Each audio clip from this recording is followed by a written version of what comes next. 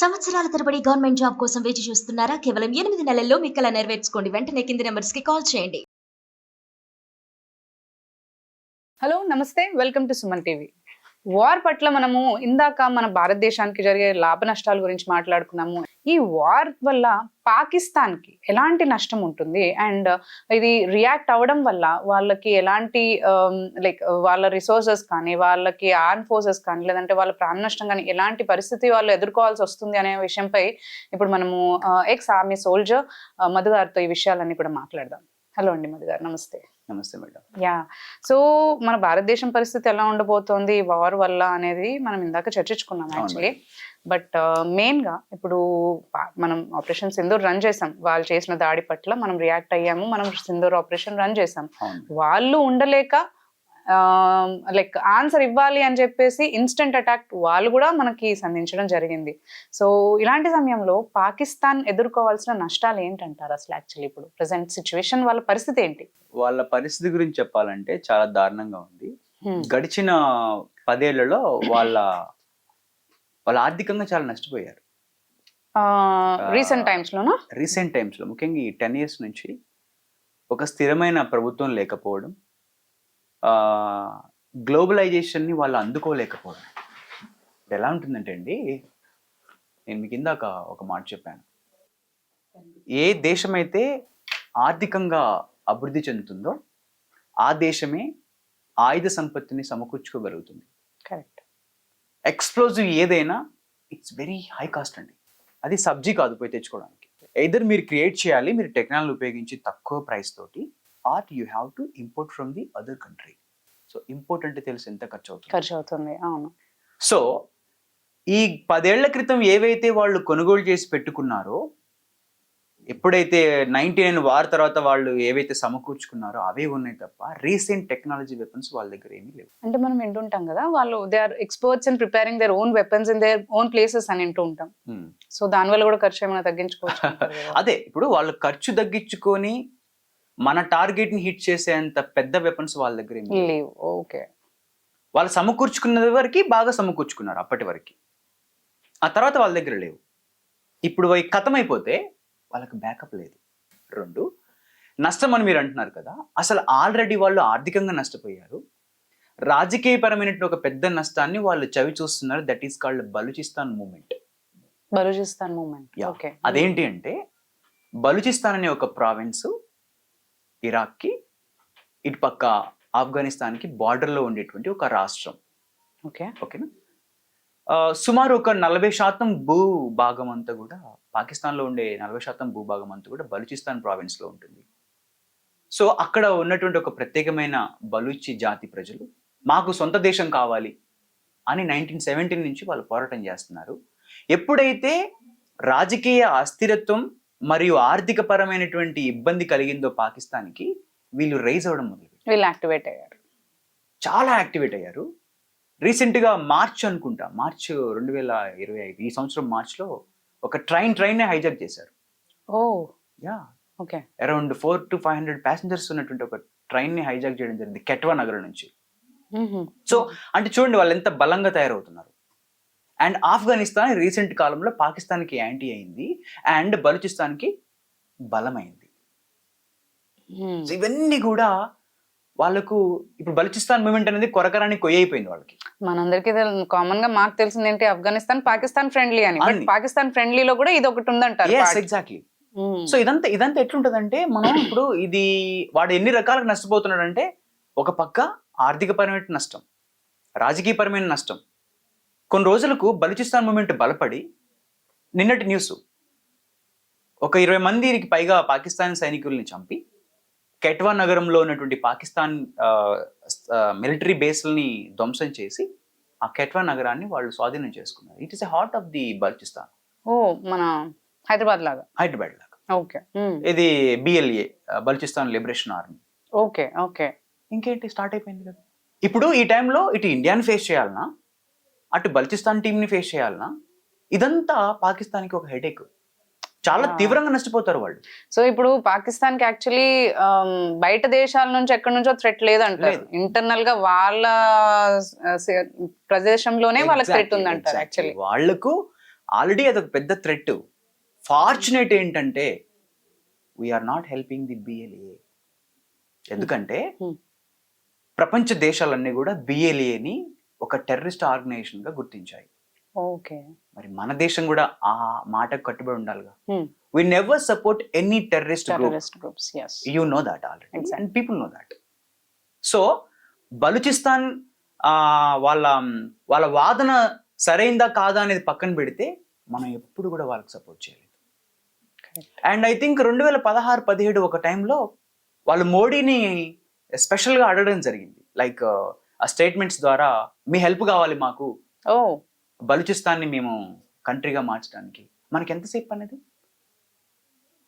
మనం ఒకవేళ వాళ్ళకి ఆయుధ సామాగ్రిని ఇచ్చి కొంత టెక్నాలజీని వాళ్ళకి ఇచ్చి మీరు ఫైట్ చేయండి మీకు దేశం వస్తుంది అంటే పెద్ద విషయం కాదు. కరెక్ట్. కానీ we don't stand for that because we always seek peace. మనం పాకిస్తాన్ ని నష్టపరచాలని ఎప్పుడు లేదు. సో ఒకవేళ మన అటాక్స్ కి కౌంటర్ అటాక్స్ ఇవ్వాలన్నా గానీ వేరే రకంగా ఇద్దామని అనుకుంటాం, కానీ మీరు అన్నట్టు టెర్రరిస్ట్ కి సపోర్ట్ చేసి మనం ఎప్పుడు ముందుకు వెళ్ళము. అంటే అది మన మోటో కాదు యాక్చువల్లీ. ఎస్, మన డిఎన్ఏలో లేదు అది. ఓకే, మన భారతీయ డిఎన్ఏలోనే ఆ టైప్ ఆఫ్ తత్వం మనకు లేదు. మనము ఎల్టీటీకి ఒకప్పుడు సపోర్ట్ అందించాము. రాజీవ్ గాంధీ గారి ఉన్నప్పుడు శ్రీలంకకు మనం సపోర్ట్ అందించాము టు డిఫీట్ ది ఎల్టీటీ. మీకు తెలుసు, లిబరేషన్ తమిళనాడు అని చెప్పి అక్కడ వాళ్ళు ఫైట్ చేయడం జరిగింది. ఆ టైంలో రాజీవ్ గాంధీని చంపారు. ఆ తర్వాత మనం ఆపరేషన్ చేసేసి దాన్ని మనం అంతమందించాము. టెర్రరిస్ట్ ఆర్గనైజేషన్ ఏదైనా సరే మనం దాన్ని ఎప్పుడు కూడా మనకు ఉపయోగపడిద్ది కదా అని ఎప్పుడు తీసుకోలేదు. మన దేశానికి ఒక మంచి ఈ రకమైనటువంటి ఒక మంచి ఇది ఉంది, మంచి రెప్యుటేషన్ ఉంది. సో అదనమాట. ఇప్పుడు పాకిస్తాన్ నష్టం అనేది మనకు జరిగేది చిన్న నష్టమే. మనకు జరిగేది నష్టం అని చెప్పడానికి లేదు. చెప్పాను, ఆర్థికంగా మనం కొంచెం ఇదవుతాం, జస్ట్ కదలికలు జరుగుతాయి, కానీ వాళ్ళు చాలా కుదేలవుతారు. వాళ్ళకి అసలు ఇంకా once they spend there whole weapons to defeat us, they can't reconstruct their whole mechanism again. It will take a lot of time for them. Correct. So ఈ బలూచిస్తాన్ మూమెంట్ ఏదైతే ఉందో, ఇప్పుడు మీరు అన్నారు వాళ్ళది అంటే మనం అనుకుంటున్నాం ఈ భారతదేశం ఏదైతే అటాక్ చేస్తుందో దానివల్లే పీపుల్ కానీ ఆర్మీ పీపుల్ కానీ లేదంటే అక్కడ ప్రధాని కానీ లైక్ సేఫ్ ప్లేసెస్ లోకి తరలించారని అంటున్నారు. సో ఇది రీజన్ అయి ఉంటారంటారా, లేకపోతే ఏది రీజన్ అయి ఉంటుంది అంటారు? లైక్ వాళ్ళ ఏదైతే మనం ఇప్పుడు థ్రెట్ మాట్లాడుకున్నాం కదా, లేకపోతే మన భారతదేశం వాళ్ళ థ్రెట్ గురించి వాళ్ళ వెళ్ళిపోయి ఉంటారంటారా? అంటే సేఫ్ ప్లేస్ కి మార్చడం అనేది ఇదంతా మనం సెన్స్ అవుతాం కదండి. ఇప్పుడు మనం ప్రొటెక్ట్ చేసుకోవడానికి మన ఇదిని ప్లాన్ చేస్తాము, వాళ్ళు కూడా అలాగే సేఫ్ గార్డ్ చూసుకుంటారు. సో డెఫినెట్లీ అది it's a sensitive matter to protect their own people. So మన ఇండియన్ ఆర్మీ కానీ లేదంటే మన పొలిటికల్ అంటే మోదీ కానీ ప్రధాని కానీ మాట్లాడుకున్నప్పుడు మనం ఏమనుకుంటాం అంటే లైక్ ఇది ఆల్రెడీ తెలుసు కాబట్టి అల్టిమేట్ గా మన హ్యాండే పైన ఉంటుందని కూడా స్టెప్ తీసుకుని ఉంటారా? వార్ కానీ ఏదైనా మనం బలమైన వాళ్ళమని మనకు తెలుసు, వాళ్ళ బలహీనలని కూడా మనకు తెలుసు. సో స్టెప్ ఎప్పుడు కూడా ఇక్కడ ఏం లీడ్ చేస్తుంది అంటే ఆబ్వియస్ గా మనం విన్ అవుతాము అని మొదలు పెడతాము. అది వాస్తవం. ఓకేనా? ఇప్పుడు మనం ఎందుకు మనకు ఆ 9 స్థావరాల గురించి మనకు ముందే తెలుసు. 15,000 మందికి పైగా టెర్రరిస్టులు ఉన్నారని చెప్పేసి మనకు ముందే తెలుసు. మరి మనం ఎందుకు ముందే అటాక్ చేయలేదు? ఇవన్నీ దృష్టిలో పెట్టుకునే. ఎస్, మనం బలవంతులమైన సమయం కోసం ఎదురు చూడాలి. అంటే నా ఉద్దేశం వాళ్ళు వచ్చి మన మీద గెలిగితే అనేది కాదు, వాళ్ళు వచ్చి మన మీద అటాక్ చేస్తే అనేది కాదు. అక్కడ నా ఉద్దేశం ఏంటంటే దేనికైనా ప్రిపేర్డ్ ఆ టైం రావాలి. అంటే నేను క్రితం వీడియోలో చెప్పాను, అంతర్జాతీయ స్థాయిలో అంతర్జాతీయ న్యాయస్థానంలో కానీ యుఎన్ఓలో కానీ మనకు బ్యాడ్ నేమ్ రాకూడదు. ఆ బ్యాడ్ నేమ్ ఎంతవరకు ఇంపాక్ట్ చూపుతుంది అంటే మన దేశ ఆర్థిక వ్యవస్థ మీద ఇంపాక్ట్ చూపుతుంది. మనం యుద్ధంలో పలుమార్లు పాల్గొంటే మనల్ని వాళ్ళు రెడ్ లిస్ట్ లో పెడతారు. అది ఈజీ కాదు. ఇటీవల ట్రంప్ గారు ఒక మాట చెప్పారు, ఈ హౌతీ ఏదైతే పాలస్తీనా హౌతీ ప్రాంతాల్లో వాళ్లకు సానుభూతి పరులు కూడా ఈ దేశంలో ఉండడానికి వీల్లేదు అన్నాడు. అంటే మీరు ఇమాజిన్ చేసుకోండి, మనం కానీ కావలసుకొని వాళ్ళ మీద దాడి చేసి ఉంటే అంతర్జాతీయ స్థాయిలో మన పేరు అనేది తగ్గిపోతుంది, మన రెప్యుటేషన్ తగ్గిపోతుంది. తగ్గిపోతుంది. తద్వారా మనకు వచ్చేటువంటి ఇన్వెస్ట్మెంట్స్, ఒక political friendship, support and trade మీద ఎఫెక్ట్ పడుతుంది. ఇంపోర్ట్స్ మీద మనం ఎవరైతే వాళ్ళ నుంచి ఇంపోర్ట్స్ చేసుకునే మనం ఎక్స్పోర్ట్ చేసే వాటి మీద సుంకాలు పెరుగుతాయి, మన వస్తువులు కొనడం మానేస్తారు. ఇలాంటి చాలా ఉంటాయండి. సో ఇదంతా పాకిస్తాన్ వచ్చిన పరిస్థితి అంతే. సో ఇలాంటివన్నీ కూడా ఆచితూచి అడిగేయాలి.